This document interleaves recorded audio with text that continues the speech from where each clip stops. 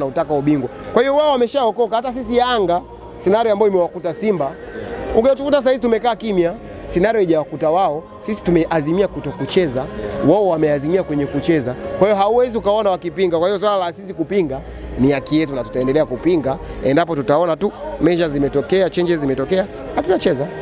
Wewe kama mdau wa soka, kuhakikisha kwamba ligi yetu NBC Premier League inapanda na sio kwamba inashuka, lakini pia inazidi kuwa bora kila kukicha, nini kifanyike na nini ushauri wako kwa mamlaka zinazohusika? Ligi yetu haiwezi ikakua, haiwezi kapanda kwenye hizo nafasi kama waliokuwa TFF sasa hizi wataendelea kuwepo, waliokuwa kwenye bodi ya ligi wataendelea kuwepo, viongozi wanaoongoza mpira wa Tanzania kama wataendelea kuwepo. Only option ya ligi yetu kwenda juu zaidi ni kuondoa viongozi washenzi kwenye mpira. Hakuna namna wanapaswa kuangaliwa kwa yani hakuna namna, scenario zishatokea nyingi za wao kujirekebisha. Yani hakuna namna. Mkitaka ligi irudi pale pale, ionekane imekuwa bora, tutafute TFF ambao ni imara, ambayo inaweza katuletea chombo cha kuendesha ligi kama bodi ya ligi ambacho kitakuwa ni independent organ ya kujitegemea. Sio tunapata TFF ambayo inatuletea sijui Kidau yuko kwenye bodi ya ligi na TFF ana cheo, sijui nani yuko TFF na kwenye bodi ya ligi. Tuifanye bodi ya ligi kuwa independent organ, ifanye maamuzi. Tuifanye ile kamati ya saa 72 ya kuangalia matukio kwenye ligi iwe ya uwazi na isiyopangiwa, kwa sababu TFF bodi ya ligi wanatuambia mechi imegairishwa kwa sababu kamati ya masaa 72 imesema sio kuna sababu za kiusalama na rushwa. Sio kazi ya kamati ya saa 72, kazi ya kamati ya saa 72 ni kuangalia matukio yanayotokea. Muona kwa mfano kwenye mechi ya leo, saa 72 unaweza kukaa kwenye mechi ya Simba na Bigman, kulikuwa kuna 1 2 3 kinyume na kanuni. Kulikuwa kuna 1 2 3 kilichohatarisha maisha ya mchezaji fulani.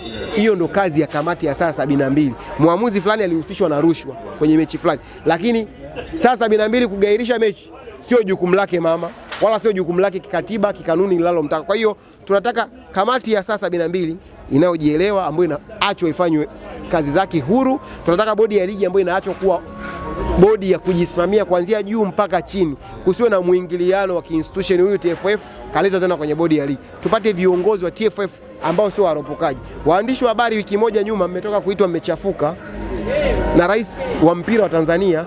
Rais huyo anaita timu nyingine inacheza sinema. Hiyo ligi inapanda vipi shehe? Huo mpira wa Tanzania unapanda vipi kwenye standard? Tunataka kuanzia TFF mpaka hizi kamati za viwanjani ziwe mpya kama tunaipenda ligi yetu na tunataka ifike mbali. Bwana Kevo, ukiwa kama mdau, lakini kwenye hili la sinema Rais Karia anasema kwa yeye hakumtaka kuitaja timu, ila wana Yanga mmechukulia kama personal. Hii issue imekaaje? Hata media pia kusema ni media zipi zimechafukwa. Kwa hiyo jinsi ile kauli ya kusema sinema, kwa sababu ilikuwa ni upande wetu, Yanga ndo walalamikaji, kwa hiyo direct ni ya kwetu.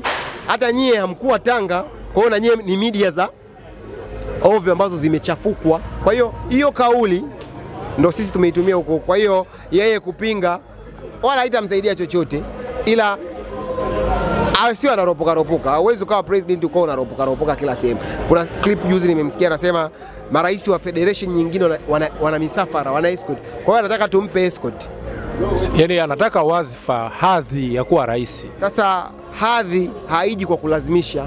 Hadhi inakuja tu naturality. Kwa hiyo hadhi kama anaitaka angekuwa anajua kusimamia haki, asingekuwa mropokaji kwenye vyombo vya habari. Kwa hiyo haki anayoitaka tuone kama ataipata. Ni mwaka wa 6 sijui wa 7 yuko madarakani, huo sijui wa 5. Kama hajaipata, haizi akapata kwenye huu mwaka mmoja wa kumalizia. Kwa hiyo bwana, maadhimio makubwa leo yalikuwa ni yapi? Hatuchezi au mnataka alama 3? Sisi msimamo wetu ni ule Yanga hatutacheza bila kuona maazimio yetu yamefanywa kazi. Kwa hiyo msimamo huko pale pale. Eris umemsikia wakati anaingia, wakati anatoka. Umemsikia pia hata waziri mwenyewe wakati anaingia alipita pale kutusalimia. Kwa hiyo unapaswa kufahamu serikali haijaingilia kuja kupanga tarehe ya mchezo au kuwalazimisha wacheze. Simba na Yanga wameingia kuwasikiliza, kama kuona wataweza kushauri sawa, wakishindwa watawaambia bwana nendeni, kuna 1 2 3. Bwana, lakini hii bodi ya ligi na TFF ambayo nyinyi mmekuwa mnaitupia sana lawama, wadau wanasema kuna nyakati ambazo Simba na Yanga walibebwa sana na bodi ya ligi. Kwenye hili ambao wameteleza sehemu ndogo, kwa nini mnashinda kuwasamehe na maisha mengine yakaendelea? Tukiwaacha taendelea kuteleza, kumbe wenyewe wanathibitisha kwamba wametubeba. Sisi hatutaki kuendelea kubebwa. Tunataka mpira wa Tanzania uwe wa haki. Tunataka siku moja tumuone Coastal Union yuko Champions League. Simba na Yanga tuko nyumbani. Yaani ndio mpira wa Tanzania na ndio system yote ya mpira duniani iko. Wewe ushamuona wapi eti labda mwenyekiti wa bodi huko La Liga ni kiongozi wa chama cha mpira La Liga? Haijawahi kutokea ni Tanzania tu. Kwa hiyo vitu vya ovyo ambavyo ukiendekeza busara utajikuta mpira unaopeleka kunako siko. Nitakubali kucheza saa 8 fresh kama sasa, kama timu nyingine zinacheza saa 8 na sisi tukiambiwa tucheze saa 8 tutabisha vipi? Tunabisha vipi? Hatuwezi kubisha, na ndio maana tunaona kwa nini mechi iligairishwa, kwa sababu kuna favoritism. Wameona Simba hataki kucheza, tugairishe mechi. Kwa hiyo jua kabisa Yanga hatutacheza bila hivyo vipengele kutiliwa manani. Nimehuzunika kikao ambacho kilikuwa kinahitaji viongozi ambao akilini kwao kuko vizuri kukaa kufanya maamuzi ya mpira wa Tanzania. Anatoka kiongozi kwenye kikao hicho anasema kwamba sisi hatujaitwa kwa ajili ya mechi ya dabi ya Kariakoo, sisi tumeitwa kwa sababu ya maendeleo ya mpira wa Tanzania. Na ndo naamini kweli Simba inaongozwa na viongozi wa hovyo, na pengine yule kama kungekuwa na vipimo asingeruhusiwa kuingia kwenye kile kikao.